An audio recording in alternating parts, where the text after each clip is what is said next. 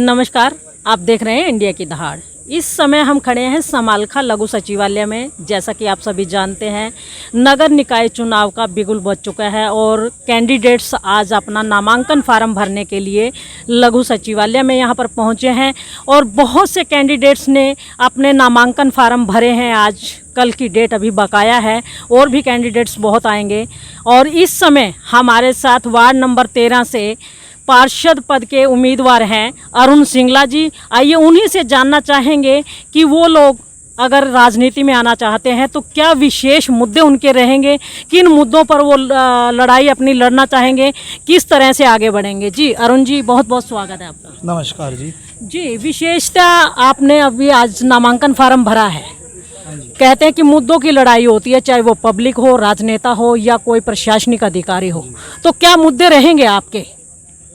मुद्दे जो समालखा की, जिसको हम राजनीति बोलते हैं जी इसमें तकरीबन पिछले 25-30 वर्षों से जी जो भी नगर पालिका के अब तक चुनाव होते आए हैं और पब्लिक को चुनाव के नाम पर पूरी तरह से मूर्ख बनाया गया है और जस्ट केवल उनसे वोट की राजनीति की गई है। और किसी भी आज तक पार्षद बनने के बाद पब्लिक की विकास कार्य के नाम पे कोई सुध नहीं ली। अभी तक इस बार चेयरमैन का चुनाव जो सरकार ने सीधे कराने का निर्णय लिया है, ये सबसे बड़ा सबूत है कि पार्षद बनने के बाद जो अभी तक जितने भी पार्षद बनते थे पिछले चुनाव में, वो सब खरीद फरोख्त करके एक दूसरे से सेटिंग करके और अपना खुद का चेयरमैन बना लेते थे, जो एक पब्लिक के साथ, उनके वोट के साथ एक सरासर बेईमानी और धोखेबाजी है। पहले उनका वोट ले लिया जाता था और फिर विकास के नाम पे उनको बरगला के और सेटिंग करके चेयरमैन अपना बना दिया जाता था, जो कोई 50 लाख 1 करोड़ रुपए में पार्षदों को ख़रीदता था। और फिर अगले 5 सालों में विकास के नाम पे उसने कुछ नहीं करना। उसका मेन मकसद था कैसे भ्रष्टाचार करके नगर पालिका में अफसरों के साथ सेटिंग करके जो ग्रांट आती है, जो विकास के नाम पे जो पैसा आता है पब्लिक के लिए, वो सारा का सारा अपनी तिजोरी में कैसे भरना है, ना कि उन्हें पब्लिक से कोई मतलब नहीं। आप समालखा में किसी भी वार्ड में जाएं, किसी भी एक आम जन से पूछें कि कोई कार्य हुआ है या नहीं है, सबका यही कहना है कि समालखा में नगर पालिका में जितना भ्रष्टाचार है शायद ही हरियाणा में तो कहीं इससे ज़्यादा, इससे इतना भ्रष्टाचार कहीं भी नहीं है। ये पूरे देश में सबसे नंबर 1 भ्रष्ट नगर पालिका समालखा की है जी। और ये सारा का सारा ये आपसी खाने पीने का ही सिस्टम है, ना कि विकास के नाम पे। आज तक कोई ऐसा व्यक्ति आया ही नहीं जिसे कोई पब्लिक की सुध हो। तो इस बार मैं, जो आपने मुद्दों की बात करी, मुद्दे यहाँ पर मेन जो है समालखा नगर पालिका में जो सड़कों के हैं, गलियों के हैं, टूटी पड़ी है, जगह जगह पे पैचेस बने हुए हैं, उनकी कोई रिपेयर नहीं होती। रात को जो ये बिजली के खंभे हैं, इनमें कोई लाइटिंग की कोई व्यवस्था नहीं है।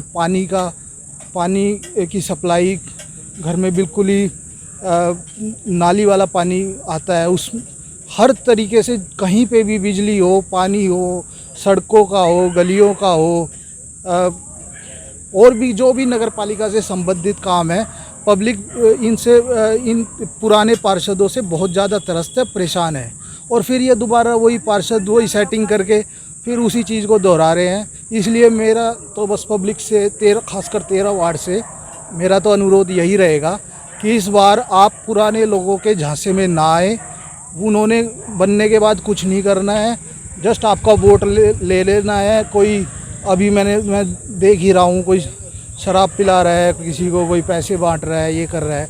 ये जस्ट बाद में बनने के बाद इन्होंने फिर वही भ्रष्टाचार करना है, पैसे खाने हैं और विकास के नाम पे इनके पास कोई मुद्दा नहीं है, कोई कुछ नहीं है।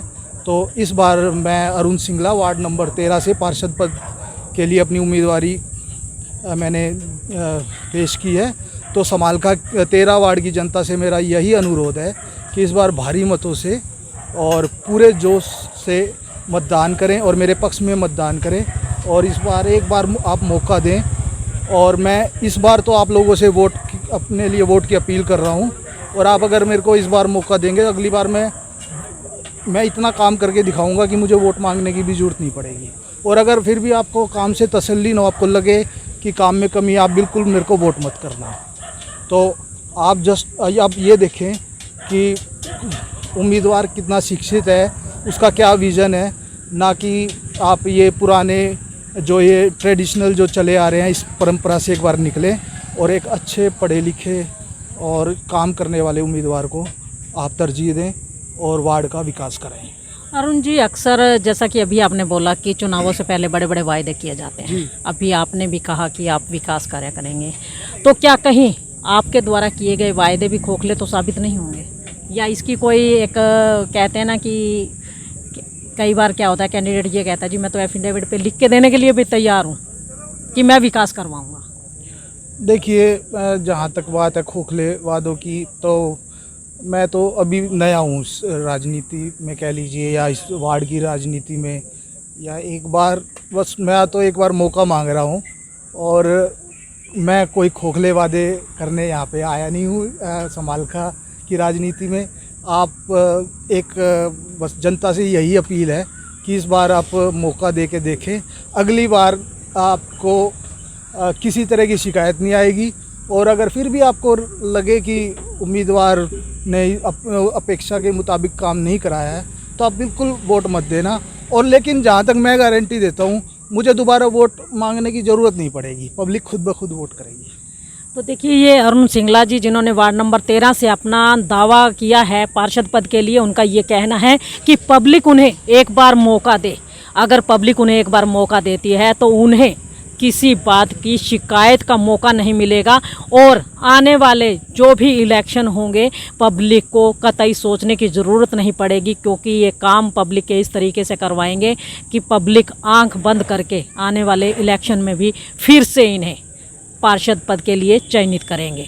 इंडिया की दहाड़ के लिए रमा देवी, पानीपत।